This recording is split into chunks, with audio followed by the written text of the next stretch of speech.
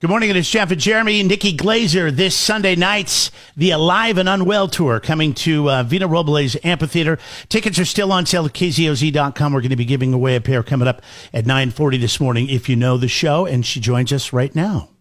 Tom also lost $30 million in crypto. Tom, how did you fall for that?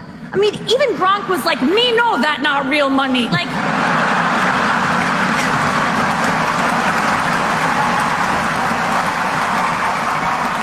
Best joke of that Tom Brady roast.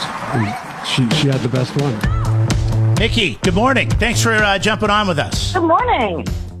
Oh, thanks for having me. Well, the Gronk stuff was clean, but the Julian Edelman stuff was absolutely laugh out loud, really funny.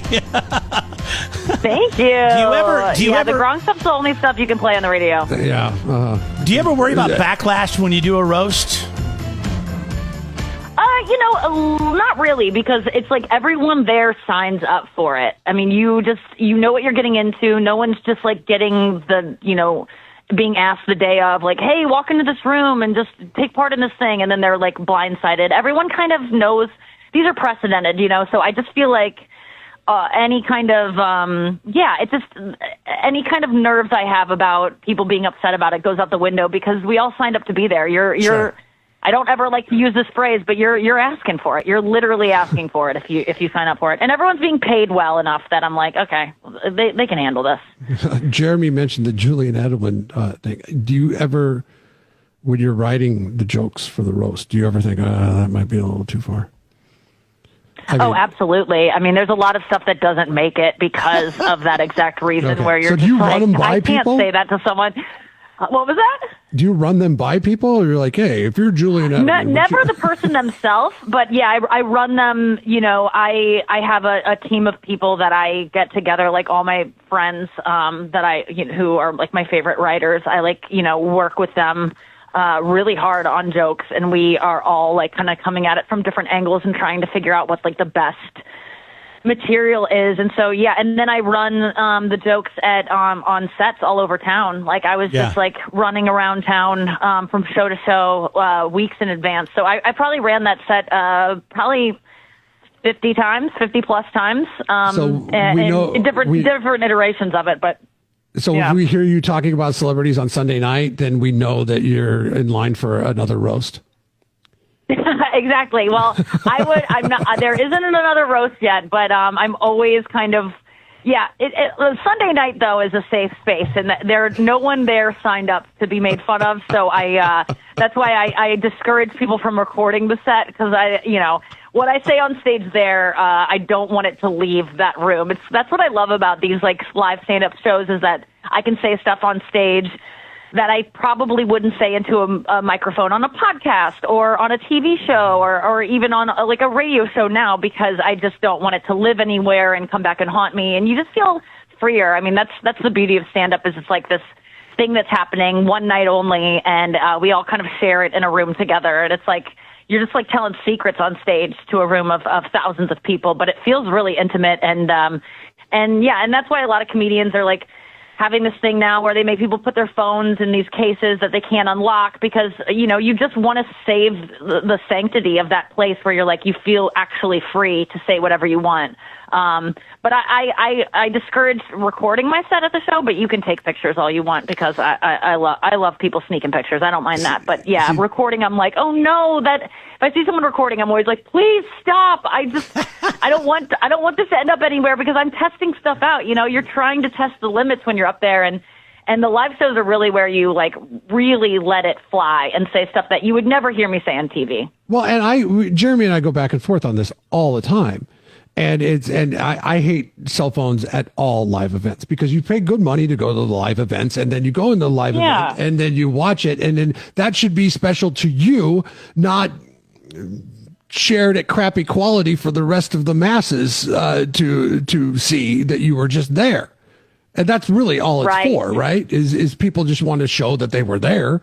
People just want to brag that they did something, and that they were there, and it really sucks. It's the sound quality is always bad, especially jokes. Like when people record you, I'm like, even if this is something I would want to put on TV, like this isn't the version I want, where it's grainy it's out of context. You started recording halfway through the joke. Right. So now whatever I say doesn't even make sense to anyone who's seeing this on your feed. Like, it's just, and it ruins for people around you. Like, I can't believe the gall of some people to just hold up their phones and videotape during a show. I mean, I go to a lot of concerts, and it's almost ubiquitous there. But at comedy shows, it's still rare enough that I think it's just like the last kind of place where people actually put their phones down and know not to be on them and just like sit and listen. It's a cool experience. But yeah, I still catch people all the time because they think they're going to catch something special that's going to go viral. Everyone is trying to make content even when they're consuming content. Right. It's exhausting. And people that have no business trying to make content either. They're just Joe Schmo, whatever.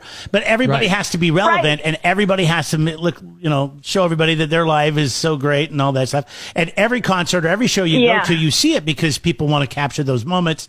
And I got to be honest with you. I mean, Nickelback just came to our fair here, and I can tell you, I had to record. You're a big fan, Nikki? I was blown away about how good the show was. I'm not the music is what it is, but the show was so good, and there was flames and explosions and everything else. Everybody had their phone out. Yeah, no, Nickelback is underrated. They're like a punchline at this point, But I saw them also, against my will, and I really felt bad about anything I've ever said about them. They put on such a good show, and you don't realize how many songs you actually recognize of theirs. I had a blast, like an unironic blast at their show.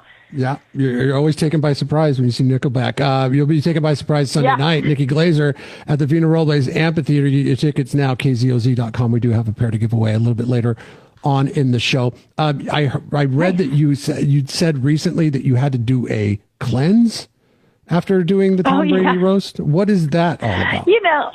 Well, not an actual cleanse, but like to write jokes that are this mean and to think about people in this light and just try to think about the worst thing you could ever think about someone, your brain just goes to some dark places, and it has to be there for weeks ahead of the roast. Like, I just am constantly just trying to think of how can I hurt this person, in a way that they don't even know they could be hurt. This person who's been roughed around on the football field who has had so much damage done to them physically, how can I inflict that mentally? And it makes you a bad person. Like, you are what you think. And so I feel like it's bad for my skin. It's just bad for my posture. I just look like a gremlin at the end of it because I'm just thinking of such nasty things. So I just really have to listen to good music and meditate and kind of just try to immerse myself in positive thinking afterwards, because I don't want to be that kind of person. It's fun. Believe me, it's fun to lean into that because you're being paid to, but it's not a it's not a place you want to live. Yeah, in that mindset. It's an ugly place to be. To pull from some of your material on the roast, you end up looking like Jeff Ross, and that's why Jeff Ross looks that way, right? Exactly. Yeah. Great joke, by the way. And it's so funny because if people just saw you and know you from the roast, they think that's your comedy, and it's actually not. That's not the case at all. What kind of music do you listen to kind of cleanse your body and your soul? The good stuff. I mean, really, the only music I listen to is Taylor Swift. Unfortunately, I love music, and I'm. But I am a Swiftie, and I'm probably more of a Swiftie than I am a comedian or a woman. Like, I identify as a Swiftie before anything. I'm a huge Taylor Swift fan. I've been to 17 shows in a year and a half, and I've got 6 more to go before the end of her tour. Like, when I'm not touring, I'm going to see her on tour. It's my favorite thing to do. I also don't have kids or a husband, so this is my life. But yeah, it's like it's the other side of myself. Like, that's the yin and yang of who I am. Like, I'm a dirty comic, but then I'm this really sincere, girly Swiftie. I get dressed up. I wear the friendship bracelets. I'm like a 15-year-old girl at those shows. And then I'm just a filthy mouth comedian any other time. Yeah. Yeah. Hey, there's two sides to everybody, right? If the opportunity ever came up to roast Taylor Swift, would you take part in that? I don't think I could. Honestly, I'm one of these Swifties who can't be funny about her and does not have a sense of humor and will attack anyone who even tries to make fun of her. She is my I was going to say sister, but it's like the way I feel about like a daughter. Like I am so protective of her. But if she wanted it, for sure, I'd do anything she wanted. I'd probably commit murder if she asked in the right way. Like I definitely. But if there was like I'm actually.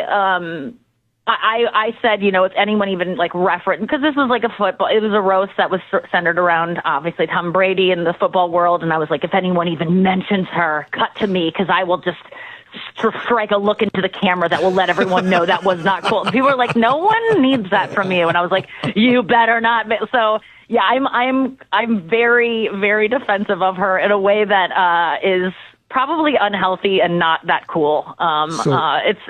It's my biggest. I'm the biggest nerd when it comes to Taylor Swift. On Sunday night, you want to get in Nikki's good graces, wear a Taylor Swift shirt to the concert. Yeah, there you go. Oh, hell yeah! I'll freak out. It will be distracting to me, and I love it. Please, I'll probably be wearing one. It's 90% of my wardrobe. Well, thanks for taking a few minutes with us this morning. We appreciate it. We look forward to the show on Sunday night. Yeah, I can't wait to come to town. It's going to be such a fun show. My special is nominated for an Emmy. If you watch that special, that's on HBO Max right now, you won't hear any of the same material. That special just came out in May. It's all new material, working on my new hour, and it's just going to be such a fun night. So hope to see people there on Sunday night. All right. Take care, Nikki. There goes Nikki Glaser. Don't forget, you can still get tickets at KZOZ.com. The Alive and Unwell tour this Sunday night with KZOZ. I liked how she was pretty honest, by the way. Yeah. Like, honest that she's a Swiftie and she's feels bad about being a bitch. I think she's typically like that. I mean, in everything I've ever seen. She used to be on when I used to watch when Chelsea Handler was funny.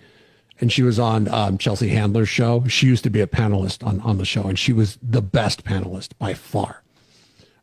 Just very honest, very honest. All right, we do have a pair of tickets we're giving away. You can buy them at KZOZ.com or win them with us at 9:40 if you know the show.